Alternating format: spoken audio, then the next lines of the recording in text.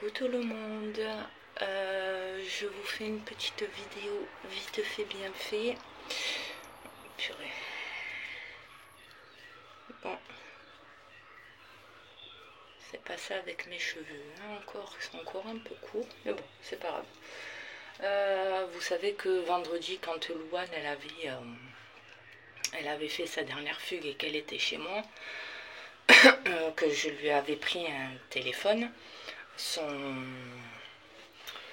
le directeur de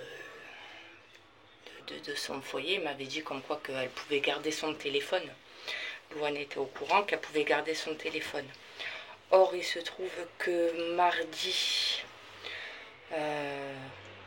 on m'a rappelé pour me prévenir comme quoi que Louane, elle était rentrée en retard au foyer. Elle devait finir vers les coups de 4h30. Et du coup, elle est rentrée au foyer pour les coups de 5h, 5h30 je crois. Donc j'ai dit à l'éducateur, bon ben écoutez, c'est déjà bien qu'elle soit rentrée, même si elle est rentrée 1 heure en retard, mais au moins elle a fait cet effort-là de retourner au foyer. Et du coup, on m'a annoncé comme quoi que Louane, plus de téléphone. Voilà, on lui avait encore une fois supprimé le téléphone, puni. Donc elle était rentrée assez énervée, assez remontée du collège. Quelle raison, je ne sais pas du tout. Donc j'ai essayé de voir avec l'éducateur, parce que bon, j'en ai profité, je vous le cache pas. Hein. J'ai vu que bon, pour une fois qu'on me répondait, pour une fois qu'on avait un dialogue avec moi, donc du coup j'en ai profité. J'ai demandé tout simplement, ben écoutez, essayez de me la passer au téléphone, à titre exceptionnel, passez-moi là pour que je voie qu'est-ce qui se passe, etc. Donc, il m'a fait une fleur. J'ai pu parler avec Louane. Bon, elle n'était pas trop d'accord pour m'expliquer ce qui s'était passé au collège, pourquoi elle était revenue en retard et tout. Enfin, pourquoi elle était énervée et revenue en colère. Donc, j'ai pas insisté, je lui ai dit très clairement, bon, ok, ça va, si tu veux pas me dire, c'est pas grave, maman n'insiste pas. Je lui ai dit comme quoi que j'étais au courant que les éducateurs lui avaient confisqué le téléphone. Et depuis mardi, plus de nouvelles. Donc moi, entre-temps, jeudi, je suis allée au rendez-vous du foyer de l'espace famille. Donc il n'y avait pas Louane. J'ai expliqué à l'espace famille, à la personne qui nous connaît et au directeur du foyer de Louane. Voilà, on a mis point sur les cartes sur la table, voilà. On a tout expliqué, les attentes, etc. etc. Moi, on m'a fait comprendre comme quoi que voilà, qu'on comprenait très bien la détresse de Louane, que ça ne pouvait plus durer comme ça, qu'il fallait que ça change concernant Louane, qu'ils allaient tous s'appuyer lors de la synthèse qui allait se faire, enfin qui va se faire au mois d'octobre. Donc la prochainement, mais moi je ne serai pas conviée.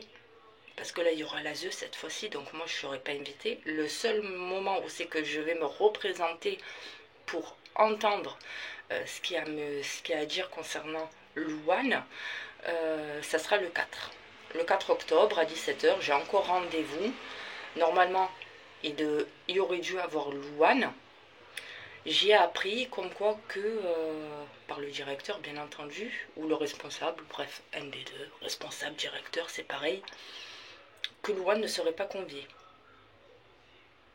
Parce que j'ai dit, de toute façon, Louane, elle sera là pour le jeudi. Moi, quand elle a fait sa fugue, vendredi, qu'elle est venue à la maison, que je l'ai récupérée, bien entendu, moi, j'ai préparé dans son agenda, vous savez, là, c'est qu'on marque les devoirs et tout.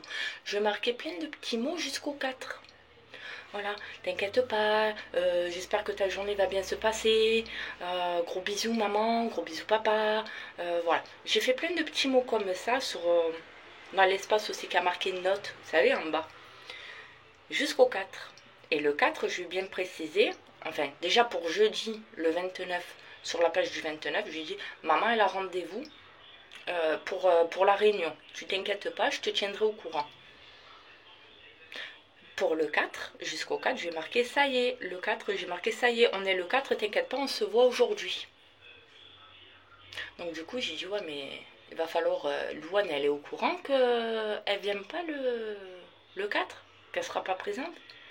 Ils m'ont dit non, elle n'est pas encore au courant, on va l'en informer. Déjà, elle n'a plus de téléphone. Ils lui ont supprimé le téléphone. Jusqu'à nouvel ordre. Jusqu'à quand, je ne sais pas. Ils veulent mettre en place des appels téléphoniques médiatisés, mais sans la médiatisation, c'est-à-dire sans que on m'écoute parler avec Louane, qui est juste quelqu'un qui soit dans le bureau, voilà, une présence avec Louane au téléphone, mais qui est plus le haut-parleur comme avant. Alors ça, c'est une chose. Mais elle a carrément plus de téléphone. La petite, c'était prévu qu'elle vienne le 4 à la réunion, parce que je pense, et plus que ça concerne bien Louane. Voilà, elle est en âge et en mesure de comprendre des choses, de dire ce qu'elle pense, ce qu'elle veut elle, et de dire de couper la parole auprès des adultes pour dire non, ça ne me convient pas, je suis pas d'accord pour ça, je suis d'accord pour ça, mais pas ça. Et là, ils veulent carrément pas qu'elle vienne, quoi. Donc, moi, j'ai laissé pisser la conversation. J'ai fait comprendre certaines choses, comme quoi que voilà, moi j'étais d'accord pour bien entendu qu'il y ait de l'évolution, mais pour pas qu'on prenne pour une idiote. Parce que là, il y a Louane, moi, du jour au lendemain, on me demande à moi de faire mon rôle de parent, alors que ça fait plus d'1 an que je n'ai aucune nouvelle de mes filles. Jusqu'à présent, ça fait quand même, ça va faire 8 ans que les petites, elles sont placées. Vous le savez, ceux qui me suivaient depuis le début, vous savez très bien que on me fait taire, on achète mon silence avec les prestations. Je dis rien, je ferme ma gueule, même si je dis haut et fort comme quoi que oui, ça me met dans la merde.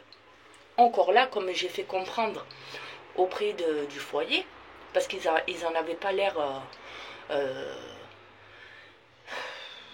ils n'avaient pas l'air d'être vraiment au courant. Voilà.